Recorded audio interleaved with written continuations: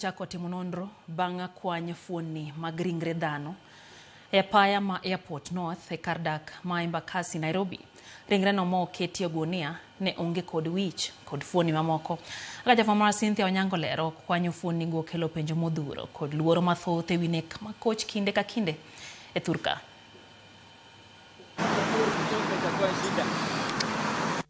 E apaya ma Airport North e kar dak ma Embakasi, Nairobi, jodak obedo kod buok bang' kwanyo gunia moro motwe dhoge ma iye oting'o fuond mamalo mar dend dhano ka wich, lwedo kod fuonni mag tielo to onge.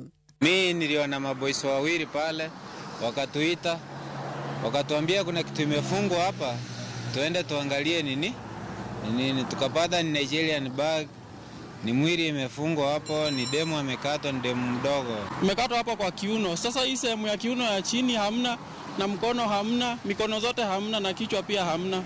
Ni kama alikuwa msichana mdogo juu si mtu amekomaa sana. Obila ochopo kendo kao ranyisi mag timo nonro kapok gikao ringre kendo chwale kar kano ringre ma City bore Nairobi, kama idhi time bero kod yango ni en mar ng'a to fuonni mamoko to ni kanye. Hao watu walikuwa wametumia kitu kama axle hivi ama machine. Ile design alikuwa amekatwa hii part na kichwa imekatiwa hapa. Alafu alikuwa amekatwa hapa. Umeona? Ile design amekatwa hiyo si panga. Lipode magnek mag jomamine osenenore ka medore pachuka kae kar dak Manjoro e kaunti ma Nakuru.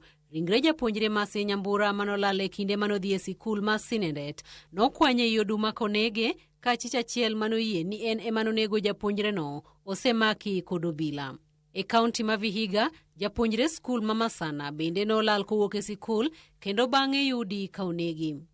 Bero mar ringre nyathi manyinge Dalon Kanaga nyiso ni nodeya ching kod tol kendo bang'e bambe. E gweng' ma Iriani e kaunti ma Tharaka Nithi, nyathi ma jahiga 3 moyangi kaka Sheril Gatibu yande olal kendo bang'e yudi ka onegi kendo fuonni moko mag dende bende okengi.